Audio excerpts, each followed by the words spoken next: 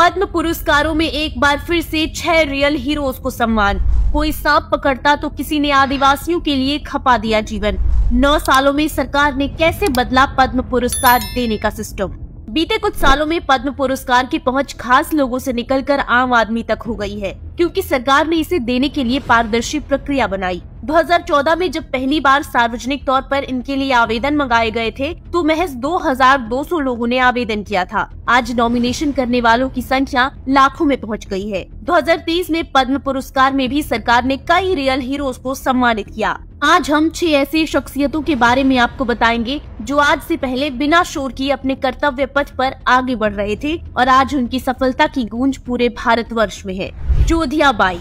मध्य प्रदेश के छोटे से जिले उमरिया की आदिवासी चित्रकार जोधिया बाई पैगा को पद्मश्री पुरस्कार से सम्मानित किया गया। जोधिया बाई अब 80 साल की हो गई हैं। खास बात यह है कि उन्होंने 60 साल की उम्र में मजदूरी छोड़कर अपने हाथों में ब्रश थामा था, कागज पर तस्वीरें उकेरना शुरू किया था। इसके अगले 20 सालों में उन्होंने तस्वीर के साथ तकदीर भी बदल डाली। इससे पहले उन्हें नारी शक्ति सम्मान से भी नवाजा जा चुका है। जोधिया बाई की कला का पेरिस, इटली और फ्रांस की आर्ट गैलरियों में भी प्रदर्शन हो चुका है। इसके अलावा इंग्लैंड, अमेरिका और जापान जैसे देशों में भी बैगा जनजाति के पारंपरिक चित्रों की प्रदर्शनी लगाई जा चुकी है।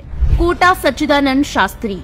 आंध्र प्रदेश के एक प्रसिद्ध हरि कथा कलाकार भगवतार कोटा सच्चिदानंद शास्त्री जब पद्म पुरस्कार लेने के लिए नंगे पैर आगे बढ़ा रहे थे, तभी पीएम मोदी उनको देखकर खड़े हो गए और उनसे बातें भी की। बता दें, केवल 3री कक्षा तक पढ़े सच्चिदानंद शास्त्री की भाषा पर मजबूत पकड़ है। इन्होंने बहुत छोटी सी उम्र में हरि कथा की कथा कला में शिक्षा हासिल की। शास्त्री जी ने कहा कि हरि कथा कलाकार के लिए पद्मश्री मूर्ति कला को नया जीवन देगा।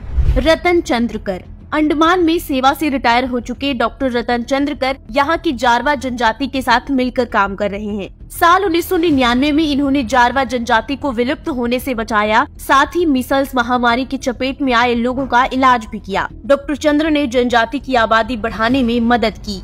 इन्होंने जारवा पर अंडमान आदिम जनजाति जारवा नाम से किताब भी लिखी है। आपको बता दें कि भारतीय द्वीप में अंडमान के जारवा जनजातियों इलाकों में विदेशी या बाहरी लोगों को घुसने तक पर भी पाबंदियां हैं।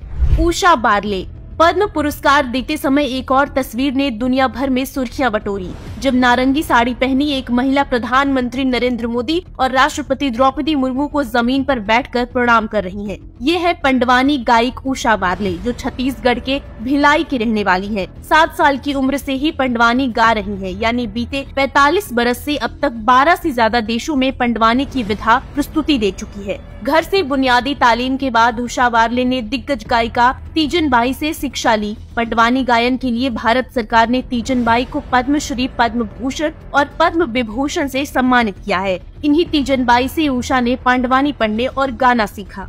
मुनीश्वर चंद्र डावर। सेना में रहकर देश की सेवा कर चुके जबलपुर के मुनीश्वर चंदावर बीते 50 सालों से गरीब लोगों का इलाज कर रहे हैं। वो इलाज के सिर्फ 20 रुपए लेते हैं। डॉक्टर डावर का जन्म 16 जनवरी 1946 को पाकिस्तान के पंजाब में हुआ था। विभाजन के बाद उनका परिवार भारत आया था। मध्य प्रदेश की सरकार भी उन्हें कई सम्मानों से नवाज चुकी है। वदिवेल गोपाल और मासी सदाइया।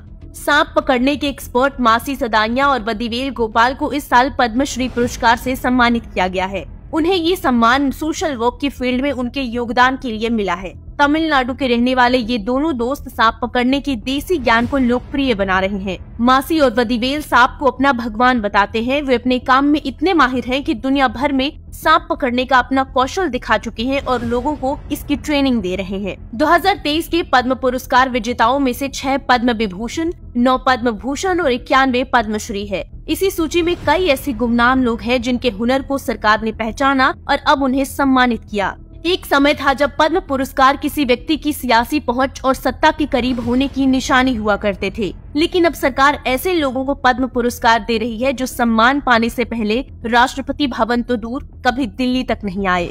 ब्यूरो रिपोर्ट, एक भारत श्रेष्ठ भारत। सब्सक्राइब, लाइक और कमेंट जरूर करें।